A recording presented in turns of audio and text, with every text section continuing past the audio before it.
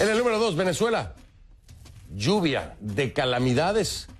Después de que en Venezuela se viviera un apagón generalizado de más de 100 horas en todo el país y del que aún no se reponen algunas poblaciones, ahora la esperada agua, el vital líquido, empezó a llegar, pero para sorpresa y desespero de muchos, más parecía petróleo el que salía por los grifos, despidiendo un olor horrible.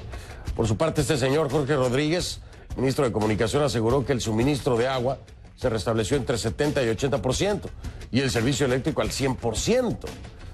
Aunque las actividades escolares van a continuar suspendidas por más de 24 horas, o 24 horas más, perdóneme usted, el servicio del sector público y privado va a reanudar actividades mañana, después de 4 días de estar suspendidas sus actividades.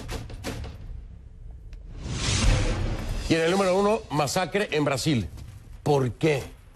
Un tiroteo en la escuela Raúl Brasil en la ciudad de Suzano causó al menos 8 muertos y una decena de heridos. La policía identificó a 2 atacantes que serían Guilherme Tauchi Monteiro, de 17 años, y Luis Enrique de Castro, de 25.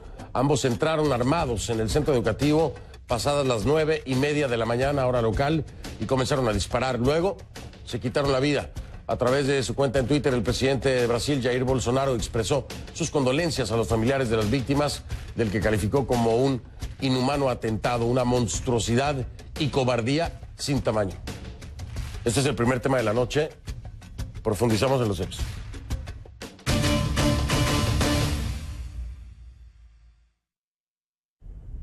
Le pido que a partir de ese momento me acompañe utilizando la etiqueta numeral Conclu Tiroteo Brasil. El hashtag es Conclu Tiroteo Brasil. Sus comentarios, por favor, a mi cuenta en Twitter, @soyfdelrincón, @soyfdelrincón. 8 muertos, entre ellos 5 estudiantes y una decena de heridos. Ese es el saldo mortal tras el tiroteo en una escuela secundaria de la ciudad brasileña de Suzano, como le decía, cercana a Sao Paulo. 2 exalumnos entraron armados al centro y comenzaron a disparar a estudiantes y profesores. Según informó la policía brasileña, los 2 atacantes se quitaron la vida en los pasillos de la escuela. El estado de Sao Paulo declaró 3 días de luto, mientras que el presidente Jair Bolsonaro expresó sus condolencias a los familiares de las víctimas y condenó el ataque. El precedente existe, pero este tipo de sucesos no son frecuentes en Brasil. A raíz del incidente, ahora las autoridades locales señalaron que la seguridad es uno de los grandes problemas de la educación brasileña. Pero vamos en vivo hasta Suzano, en Brasil, con nuestro Francho Barón. Tiene más detalles de este trágico acontecimiento que sacude no solamente al Brasil, a la comunidad internacional. Francho, te saludo. Buenas noches, adelante. Saludos, Fernando. Pues aquí estamos justo enfrente de este centro educativo, de esta escuela pública Raúl Brasil. Como podéis ver a mis espaldas, pues muchísima gente que hemos visto a lo largo de la tarde y a estas horas de la noche, que no para de llegar aquí en una vigilia constante, gente que viene a dejar flores, a dejar velas, a rezar delante de la escuela, en definitiva, a rendir un último homenaje a la memoria de estas 8 víctimas mortales que se han producido hoy aquí a primera hora de la mañana de una forma muy trágica, ¿no?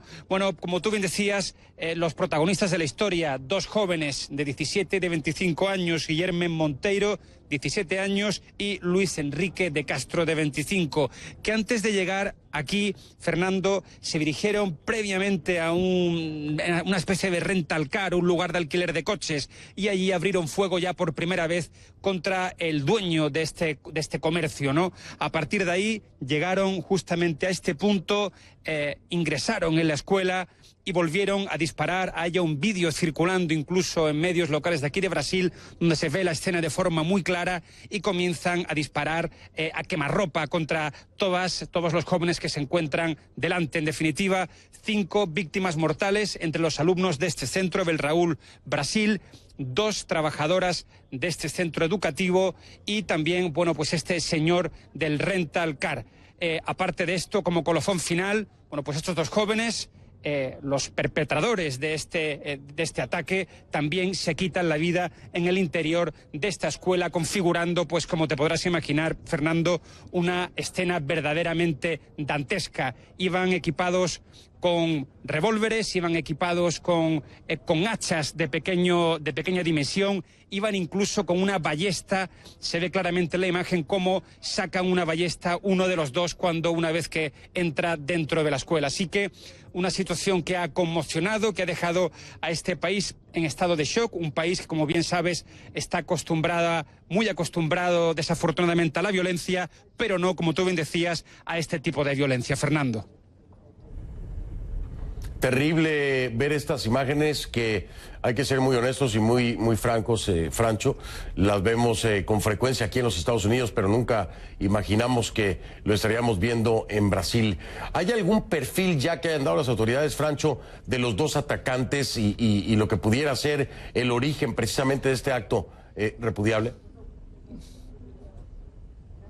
Bueno, Fernando, se sabe que los dos jóvenes son exalumnos de esta escuela. Uno de ellos hace tan solo un par de años que cursaba aquí pues uno de los años de la educación secundaria. Se sabe poco en realidad sobre su pasado. En un principio, algunos testigos han ya trazado un perfil de gente reservada, de gente tímida. Pero si te parece bien, Fernando, vamos a escuchar algunas explicaciones que ha dado el comandante de la Policía Militar del Estado de São Paulo, que dio algunos detalles hoy por la tarde en este mismo lugar sobre cómo se produjo este atentado. Vamos a oírlo, Fernando. Eles ingresaron a la escuela. Antes de que entraran a la escuela, le dispararon al coordinador pedagógico, le dispararon a otro funcionario. Entraron a la escuela, los estudiantes estaban en el receso. Fueron al gimnasio y le dispararon a otros 4 estudiantes de secundaria. En ese momento solo había estudiantes de secundarias allí. Fueron al centro de idiomas, los estudiantes del centro se encerraron con el profesor en el salón y los atacantes se suicidaron en el pasillo.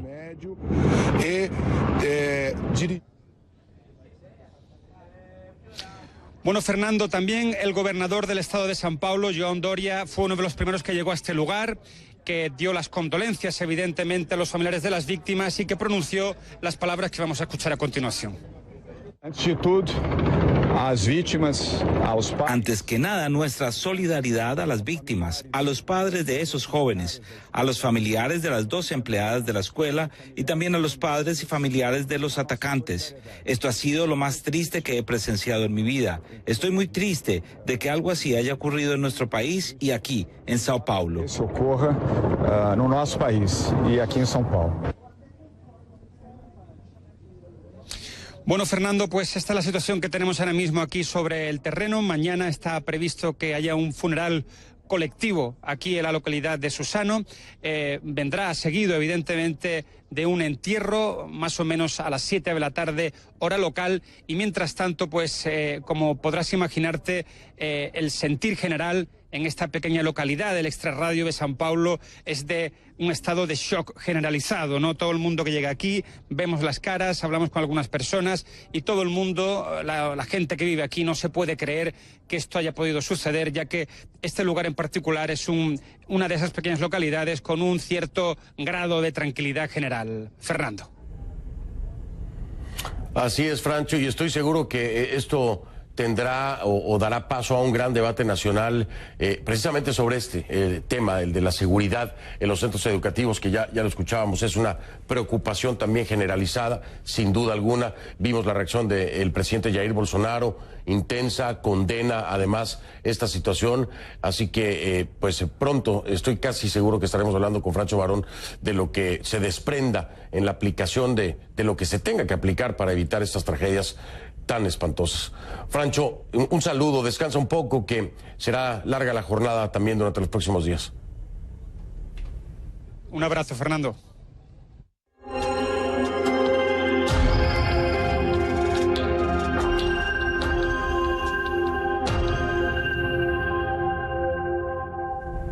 Vamos a cambiar el tema. Le pido que a partir de ese momento me acompañe utilizando la etiqueta Conclu Colectivos VZLA.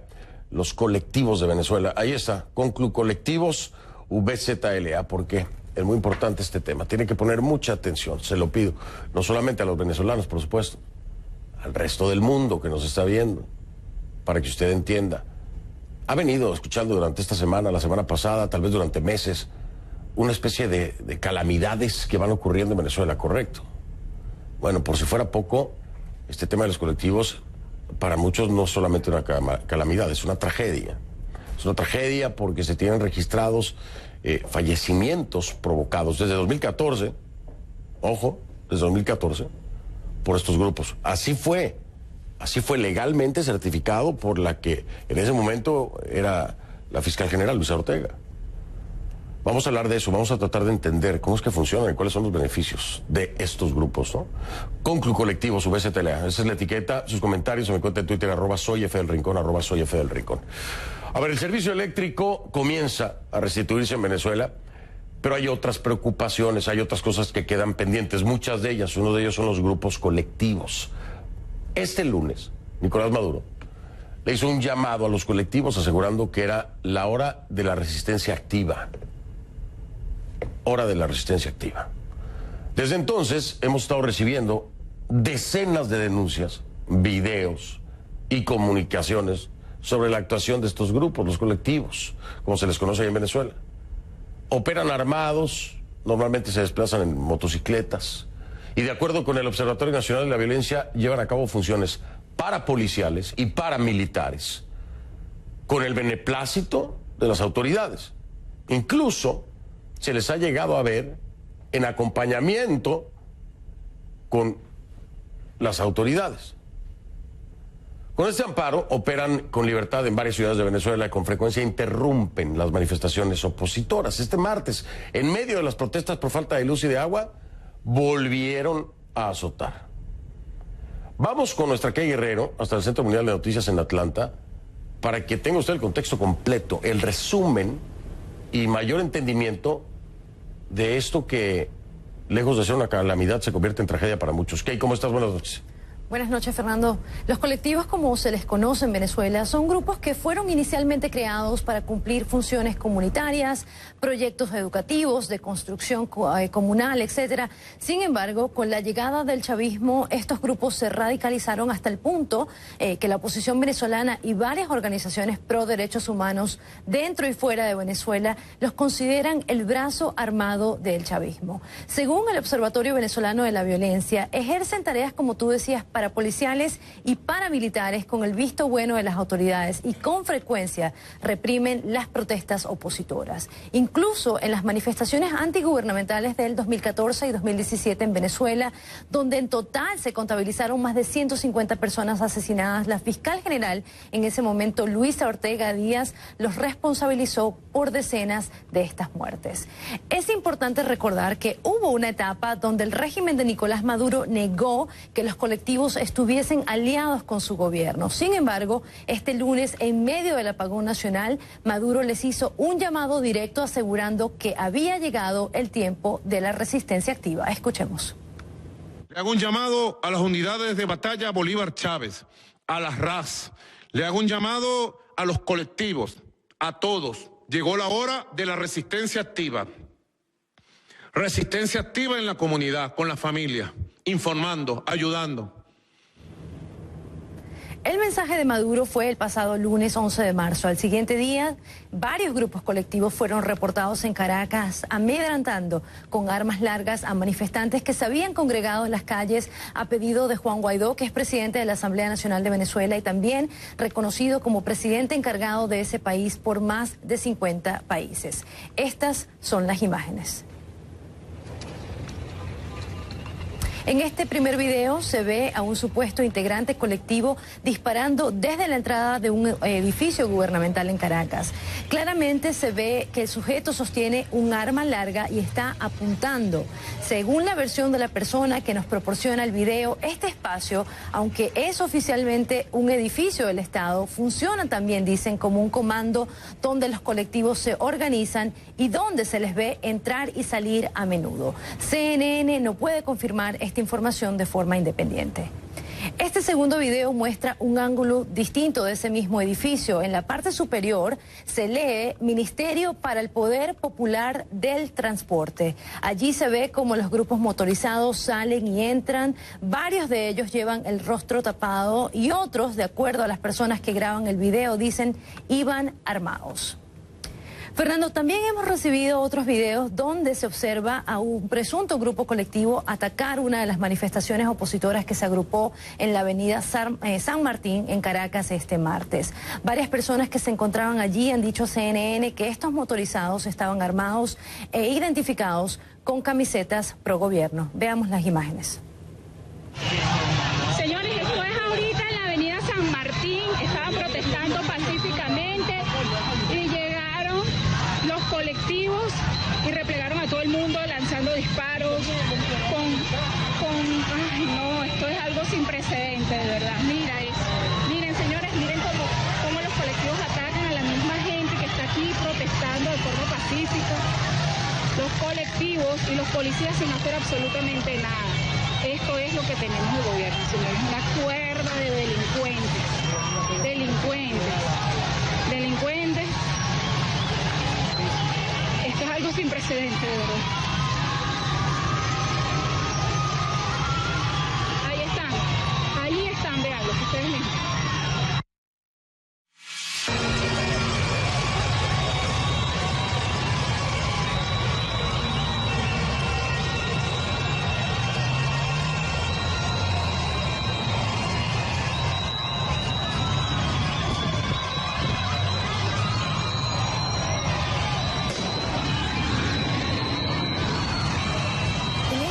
Video se ve cómo la gente estaba agrupada y de repente comienzan a correr.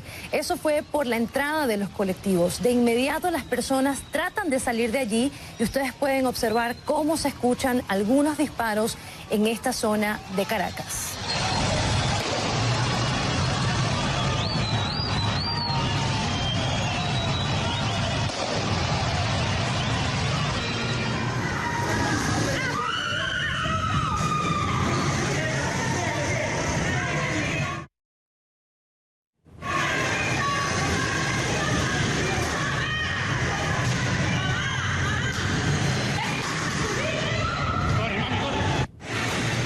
También está este otro video en Caracas donde se le ve a los colectivos ingresar a lo que parece ser un centro comercial. No hemos podido confirmar la autenticidad de este video porque no hemos podido localizar a la persona que lo grabó. Sin embargo, varias personas que han compartido estas imágenes en redes sociales nos dicen que están familiarizados con la zona y que este sería el sector La Candelaria en Caracas, donde también se llevaron a cabo protestas por la falta de agua y la falta de luz. Fernando, Human Rights Watch alerta que estos grupos ya controlan varios territorios en Venezuela y que no solo asedian a las protestas opositoras, dicen que también extorsionan, roban y revenden alimentos. Aún así, son parte del aparato del Estado, parte del aparato represor del Estado, así lo ha dicho a CNN el Observatorio Venezolano de la Violencia. Fernando. Kay, un gran trabajo en la recopilación de todos estos videos, quiero resaltarlo, y digo un gran trabajo porque a veces es muy difícil, primero conseguirlos y segundo, poder ejemplificar lo que ocurre sin necesidad de tener que narrarlo. Y lo que has hecho esta noche es eso. Hemos visto lo que ocurre en el momento cuando aparecen estos grupos. Yo creo que mucha gente está agradecida por esto en Venezuela, pero muchos más en Latinoamérica han entendido esto que es un fenómeno, ¿no? Es un fenómeno y es muy imponente. Así que reconocer eso, que excelente trabajo. Muchas gracias. Gracias, Fernando. Buenas noches. Gracias a ti, Kay Guerrero, en Atlanta. La encuentra en Twitter como @KGuerreroCNN, @KGuerreroCNN. Antes de continuar, déjeme decirle algo. Yo he sido testigo presencial ahí en Venezuela, en Caracas, de estos colectivos. Y déjeme decirle algo, es impresionante, es imponente verlos venir en manada, ¿no? Es como una manada de seres arriba de motocicletas, oscuros.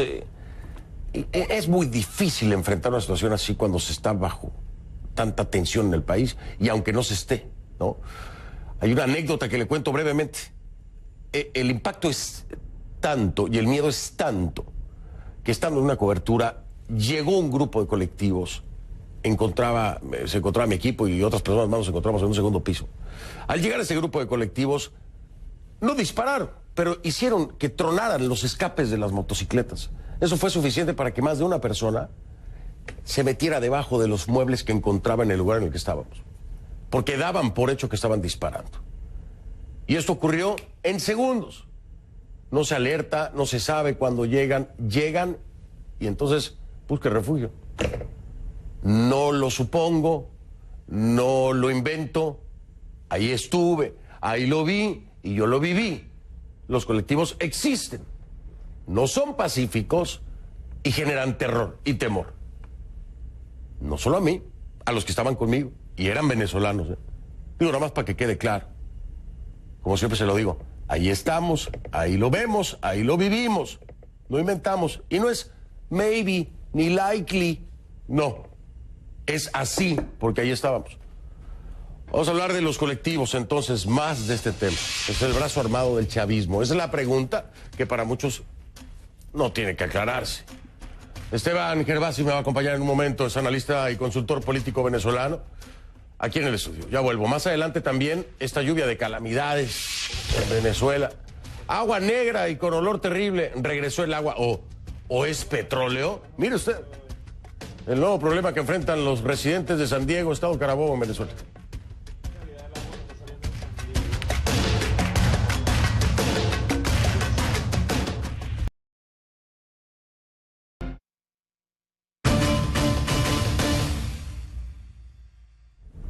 Le doy la bienvenida a Esteban Gervasi, como ya se lo había anunciado, es analista, consultor político venezolano, experto en temas de seguridad y políticas de Estado. Que cuando decimos políticas de Estado, no todas son buenas las políticas de Estado. Germán, ¿cómo estás? Gracias. Gracias por estar aquí, oye. Este tema conocido por todos los venezolanos, conocido por un servidor y por muchos otros colegas periodistas, los colectivos. El llamado de Nicolás Maduro el lunes fue claro, ¿no? Claro, esa es su última línea de defensa. Pero es bueno, excelente lo que hizo Key. Sí, Anteriormente Guerrero lo narra, pero hay que recordarle a los televidentes que los colectivos nacen de los círculos bolivarianos. Exacto. Que los funda Miguel Rodríguez Torres en el 2000 con Hugo Chávez. Después se fueron degenerando. Tenemos que recordar a Lina Ron, que nadie la nombra ahora, pero Lina Ron fue la primera que mutó ese movimiento, que era un tipo de movimiento cultural, social, político, era una mezcla, lo empezó a llevar a niveles de agresión y empezó a armar y atacaba se metía, me acuerdo claramente, yo estaba un día en Globovisión con la oficina de Alberto Federico Rabel, ellos entraron y metieron bombas lacrimógenas, nos cayeron a tiro por fuera, y ahí venía esa violencia. Chávez estaba vivo, lo permitía y lo fue armando. Chávez en eso fue un tipo muy hábil, y voy a explicar por qué. Chávez preparó a sus grupos para la guerra y la oposición nunca pensó eso, porque Chávez pensó, degeneró, la gente cree que es Maduro que armó todo esto y que han sido los cubanos. Por supuesto, los cubanos han sido copartícipes, pero que aquí hay un contenido también de la guerrilla colombiana, el ELN y todo esto. Entonces, esta es la última línea de defensa. Voy a empezar por detrás. Cuando ya Maduro aparece solo en cadena nacional y le manda a los colectivos a activarse, le está diciendo, bueno, yo estoy solo, aquí no vamos a defender todo. Ahora, el televidente tiene que entender que el colectivo no tiene una línea rectilínea prusiana como son los militares. Los colectivos... En la cadena de mando, dices, no existe. De hecho, los colectivos entre ellos están peleados. Es anárquica. Claro, es totalmente una anarquía. Te pongo La Piedrita, que es un colectivo importante, claro, está peleado con otro colectivo que están en el este de Caracas, en los barrios de Petare. Entonces, esos colectivos, ¿qué hacen? Venden el gas, roban, hacen secuestros express, roban vehículos, venden armas, tienen trata de blanca, trafican droga, cobran vacunas, tienen una cantidad de cosas. Cuando tú le dices a un colectivo de eso que van a desaparecer si hay un cambio de gobierno, ellos mismos automáticamente se activan, se erizan como un puerco espín y se ponen a la defensiva. ¿Qué está haciendo Maduro? Como no que hay que entenderlo, perdón, que hay que entenderlo entonces ahí, porque mucha gente dice, los colectivos entonces son pro gobierno y apoyan. No, los colectivos lo que son desde son Chávez, guetos de delincuentes. Que al tener el permiso, claro, de la cúpula del poder o de quien controle las Fuerzas Armadas, para decirlo más claramente, claro, que no necesariamente es el poder, sino tienes el control de la Fuerza Armada, al permitirles operar clandestinamente, delincuencialmente, sin consecuencias, defienden eso. Fíjate, pero no es por una ideología, ¿no? Que puso un video ahí, que yo viví en Chacao muchos años, toda mi vida, del Ministerio de Transporte y Comunicaciones. Eso está en la avenida Francisco de Miranda. Para que esos colectivos entren ahí, tienen que tener permiso del ministerio y del ministro. Entonces, ¿qué son los colectivos hoy día? Son componentes de las policías municipales, de la policía estatal, algunos guardias nacionales, algunos miembros del FAE, dirigidos a veces por personas como la Fosforito, la ministra de Dependencia y Entería, Diosdado Cabello, Frei Bernal. Pero cada uno tiene su propio estereotipo, son todos diferentes, cada uno tiene una genética que se comporta diferente. Y eso es importante entenderlo, porque ¿qué ha hecho Maduro? Maduro dice: si yo me voy, el país entra en una guerra civil tipo Siria, Irak, o vamos a irnos a algo así como Libia, o va a quedar destruida Venezuela como Beirut. Entonces la gente se asusta. Pero si nosotros, por eso es tan importante pedir el artículo 187, numeral 11, y pedir la ayuda humanitaria, porque las Fuerzas Armadas no tienen la capacidad interna ahorita para poder tomar el control de la seguridad del Estado. Y eso no permite llevar la ayuda humanitaria. Eso es como que tú estuvieras secuestrado aquí en el estudio y entonces a ti te tiran la comida y los secuestradores deciden quién come y quién no come. No eres tú que eres el secuestrado. Para tú salvarte, que nosotros estamos secuestrados en el estudio, la única manera es que venga una fuerza afuera y nos ayude a poner el control en el estudio, estabilice la seguridad y después podamos seguir haciendo los programas. Pero a ver, déjame entender una cosa. Tienes por este lado los colectivos, tienes por este lado la Fuerza Armada Nacional. Si se diera ese cambio de poder, la Fuerza Armada Nacional responde a este nuevo grupo político, ese nuevo poder. Al presidente Guaidó. Exacto, en este caso. Ahora, ¿qué es lo que pasa con los colectivos? ¿Estos serían los que crearían una guerra asimétrica, una guerrilla urbana dentro del país? Por supuesto, pero eso es como los grupos delincuenciales que están en Brasil. ¿Y la Fuerza Armada no puede controlarlos? No, ahora no. ¿Por qué? Porque los colectivos van a una línea totalmente que está penetrada por el estamento político, militar, corrupto, que está en el régimen de Maduro. Pero el colectivo ya no tiene una ideología, ¿o sí? No, nunca la ha tenido. Pues claro que no. Ni en la época de Chávez la tuvo. Y ahí es donde Chávez tampoco la tuvo. Porque por eso es que se generó en lo que se generó. Por eso es que uno ve cuando hay videos de Valentín Santana reclamándole a Maduro e inclusive a Chávez, y le reclamaban a Lina Ron en un momento porque ellos querían ser más papa que el papa. Entonces, ahí donde tú ves que esta genética es totalmente diferente. Mira, el colectivo del Táchira, el que tú viviste en la frontera, es totalmente diferente. ¿Qué está haciendo el colectivo hoy del Táchira? Yo lo verifiqué.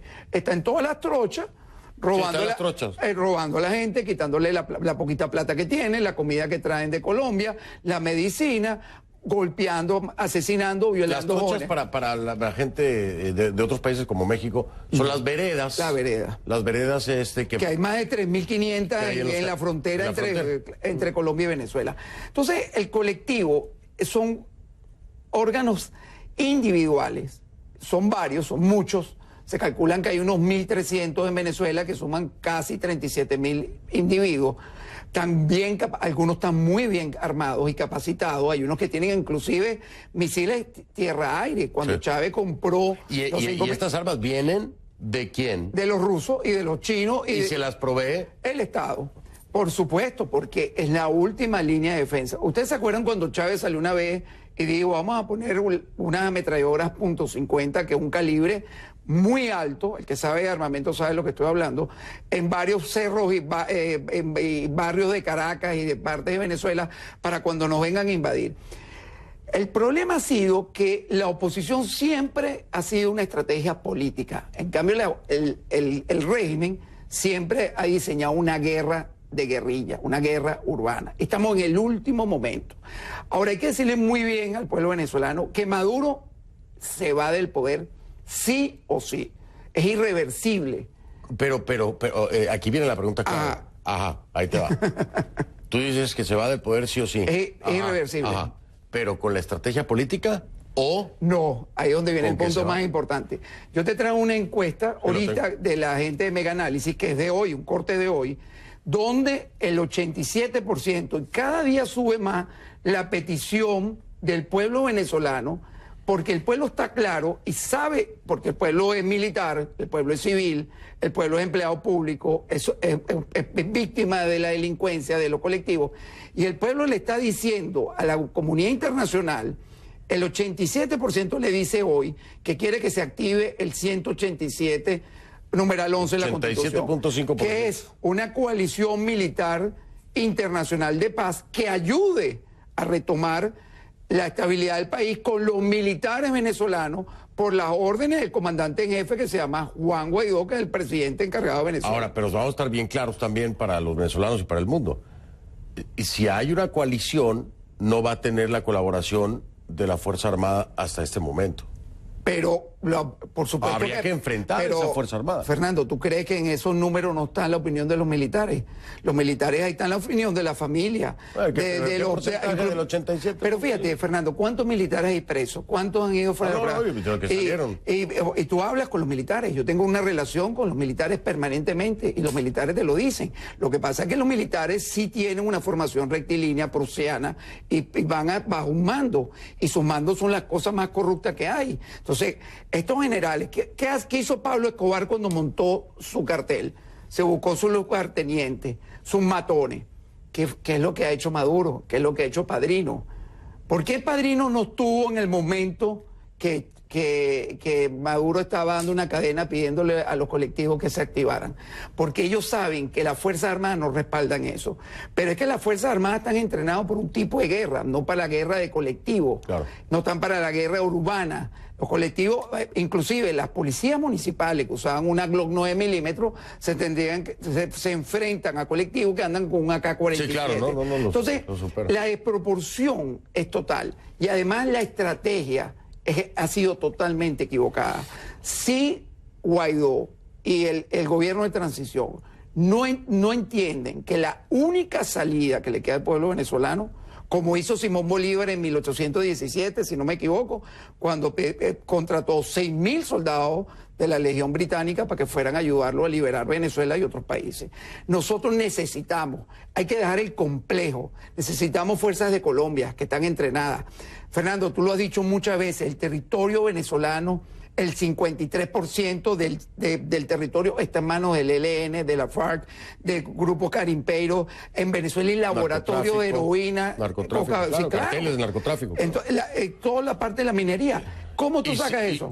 No. Entonces, con la fuerza. No me preguntes porque me metes en problemas. Claro, la única manera es con la fuerza. Entonces, si Guaidó... Y hay una advertencia en esa encuesta sobre Guaidó. Guaidó, no solo de la ilusión y la esperanza vive el hombre, igual que dice la Biblia, no solo del pan vive el hombre. Guaidó tiene que empezar a dar demostraciones de fuerza. Y la única manera de dar demostraciones de fuerza en Venezuela es con las Fuerzas Armadas y con una cooperación militar internacional. Esteban, me encanta hablar contigo. Podría estar toda la hora, pero quiero atender un poquito el tema de salud por lo del agua. Entonces, importantísimo. Sí, muy importante, pero también, bueno, esto también. ¿Vas a andar por acá? Sí. ¿Sí? ¿Para qué? Para hacerlo más largo, ¿no? Claro, cuando quieras. Sí. Claro. Esteban Gervasi, muchas gracias, Esteban. Gracias por lo que haces por Venezuela. Nada que agradecer, hacemos nuestro trabajo todos. No, mucho más de tu compromiso, haces más de lo que tienes que hacer. Bueno, pues gracias. Y eso te lo agradecemos. Con gusto lo hacemos, Esteban. Bienvenidas tus palabras, muchas gracias. Hago una pausa, Esteban Gervasi me acompañó, analista político de este tema, que da para horas, déjeme decirle, horas. Voy a regresar, como le decía, tengo que atender el tema de salud, porque mire, ¿qué es eso? No, eso no me va a decir que es agua, eso parece petróleo. Eso es lo que está llegando a algunas casas. Imagínese usted, ¿qué hace con eso? Ya regreso.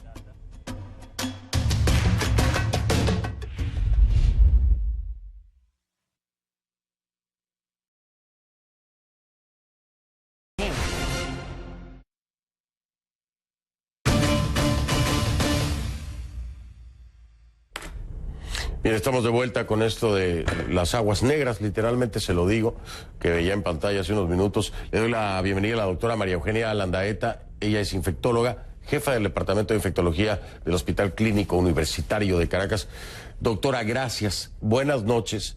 Y le quiero preguntar de entrada, ¿qué tan grave es esto que vimos en las imágenes para el tema de salud en Venezuela, en las condiciones que están los venezolanos en el tema médico, ¿no? ¿Cómo está, doctora? Buenas noches, Fernando. Mucho gusto de conversar contigo y con tu audiencia. Sí, realmente el problema del agua en Venezuela es bastante grave. Desde hace tiempo, no es un problema nuevo. Desde hace más o menos 2 o 3 años estamos sufriendo de racionamiento de agua. El agua nos llega a nuestras casas aproximadamente 1 a 2 días por semana y la gente se ve obligada a almacenar el agua en sus casas. Esta agua también no es de buena calidad, es un agua que no tiene ningún tratamiento previo y, por supuesto, trae todas las sustancias químicas y microorganismos que puede tener el agua, digamos, en un embalse. Entonces siempre nos vemos en la necesidad de tratar de purificar el agua dentro de nuestros domicilios. Cuando hay estos cortes tan prolongados, muchas veces cuando llega el agua a las tuberías, entonces está revuelta con sedimentos, es un color extraño, también tiene bastante mal olor y debe dejar uno correr un poco el agua para que se vaya, digamos, viendo más limpia.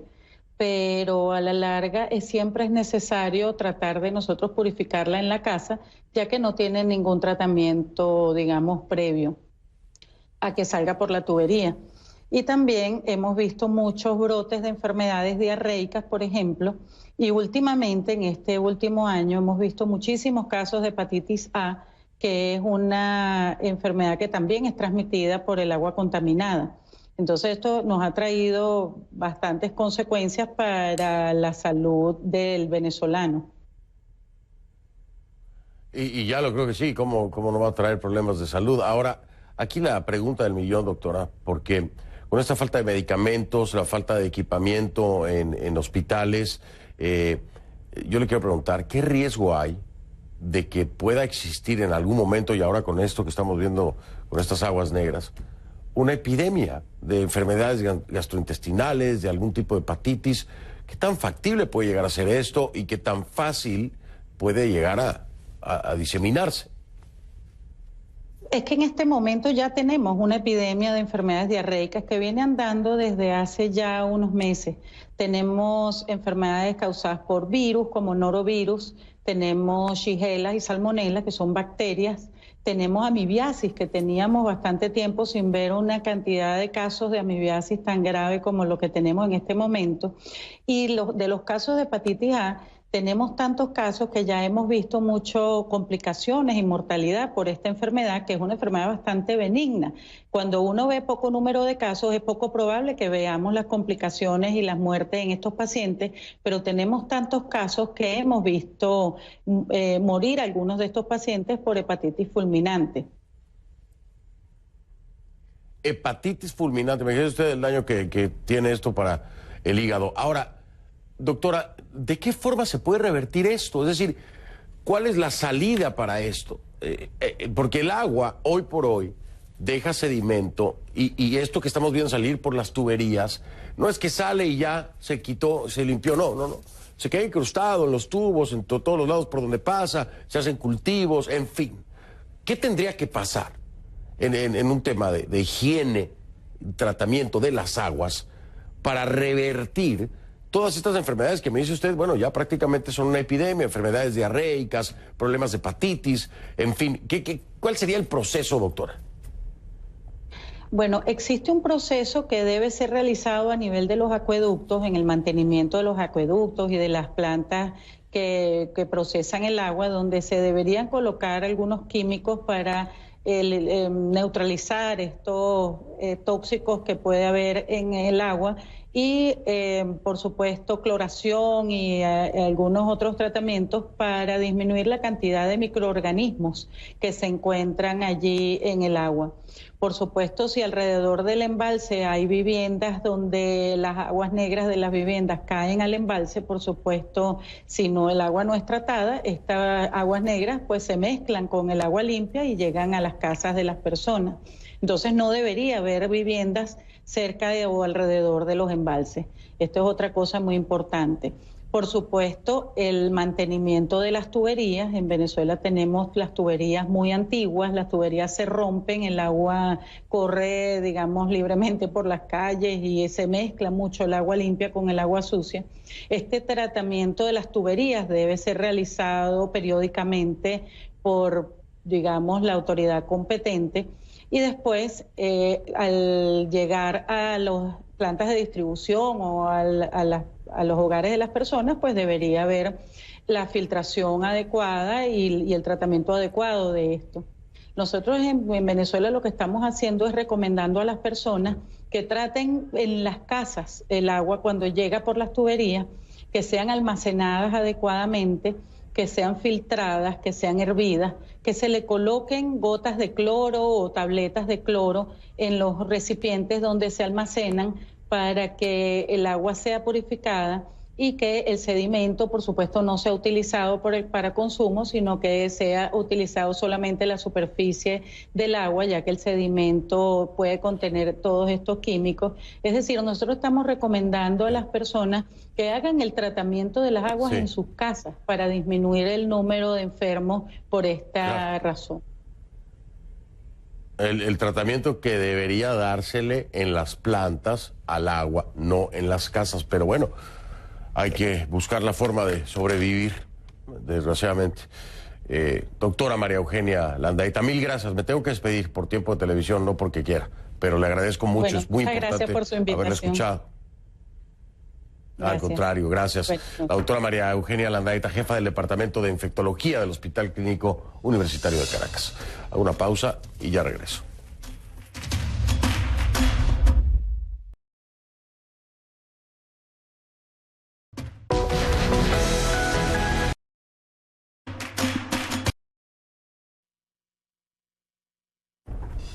Si no lo vio en conclusiones, no lo vio.